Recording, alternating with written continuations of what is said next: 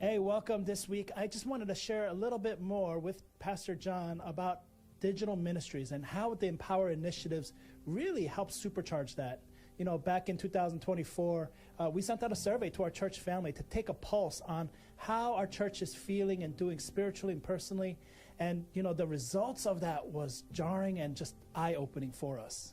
Yeah, I think what was really crazy is that we saw a lot of people respond back. We got a lot of great responses, but we also, it allowed us to see like the spiritual pulse of our church and how we could help them come alongside us as a church to empower them to become radical Christ followers, which I think is awesome, right, for a survey to do.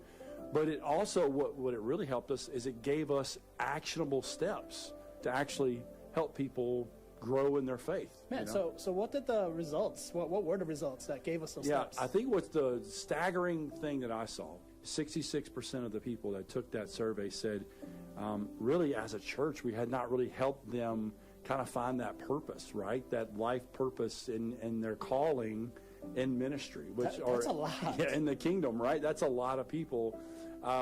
Again, it's tough to hear as a staff, but it's also kind of like, okay, we got some things to do. We got some things to get better. The other thing that we saw was there was 66% of people didn't really know how to take their next steps, and we weren't really kind of helping them find that next steps, which again, a little jarring, a little bit like, dang, 66%. But it's also, again, like I said, it's an actual movement now. We actually have a plan. We can have some things.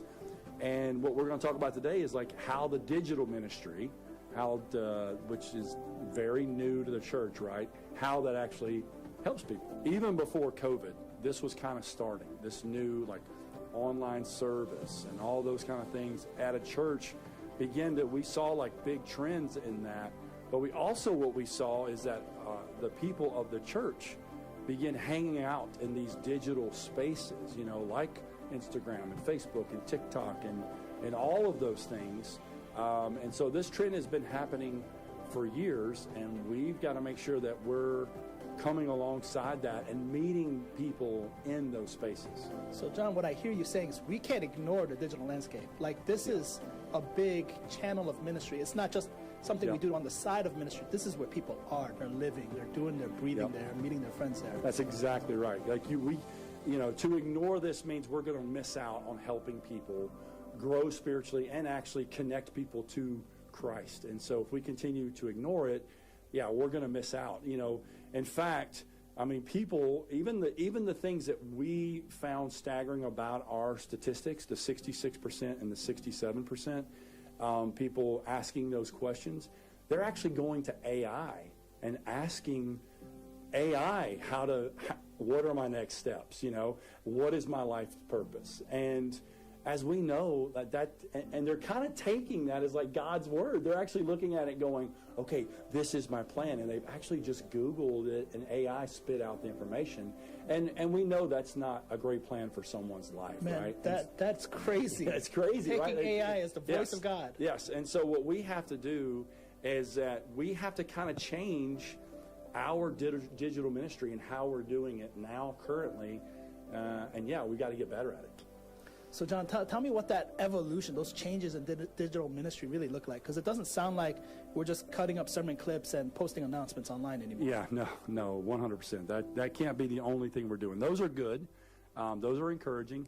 But it's got to go a step further than that. We have to help people and meet people and try to create real, authentic connections through the digital platform, which kind of seems counterintuitive, but this is kind of, again, like we said, this is kind of where people are living. And so we've got to find ways to help people, to disciple people where they are. And if it's on a computer, if it's on our YouTube page, whatever, or at least help funnel people to a discipleship plan that's in person, that's meeting with real people.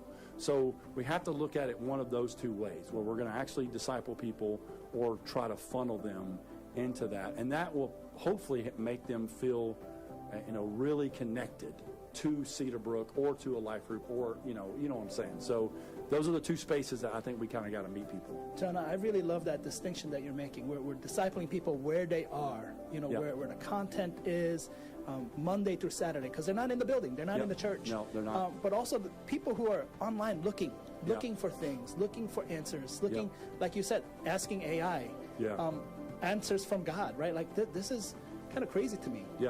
So tell us more about how that all works out.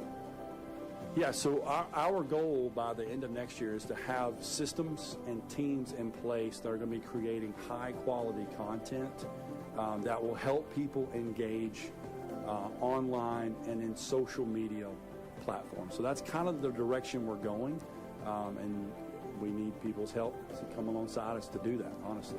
Really? So what I'm hearing you say is we're investing in quality, not just quantity, but quality discipleship, online, social media, video platforms, and we need to do it through teams. Yeah, absolutely. Yeah, that's 100% correct. Like we want to do this together, first of all. I can't do it alone. You can't do it alone. So we're going to have to curate teams to help us do that. But we want to make sure the content that's going out is quality and that it's attracting people to come to whether it's our website or whether it's our YouTube page, to get discipled, to find Jesus, to get connected. And it all starts with, I think, a team of people doing that.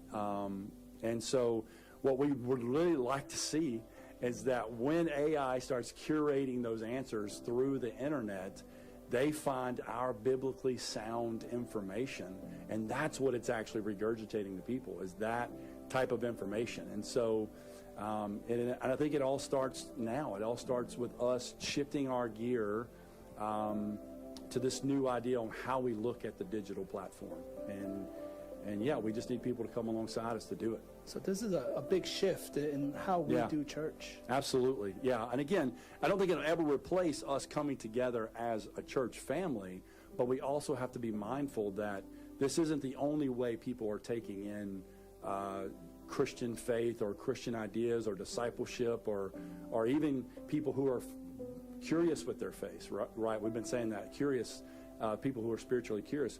We just have to realize that, like, they're using their phones, they're using their tablets, they're using their computers to find this information. And as a church, I think we need to put that more in the forefront of what we do as a church. Yeah. So, and I want to help do that. That's awesome. Yeah. That's awesome. I'm super excited about the future of where Cedarbrook's digital ministry is going to go. To be honest, it's going to be awesome.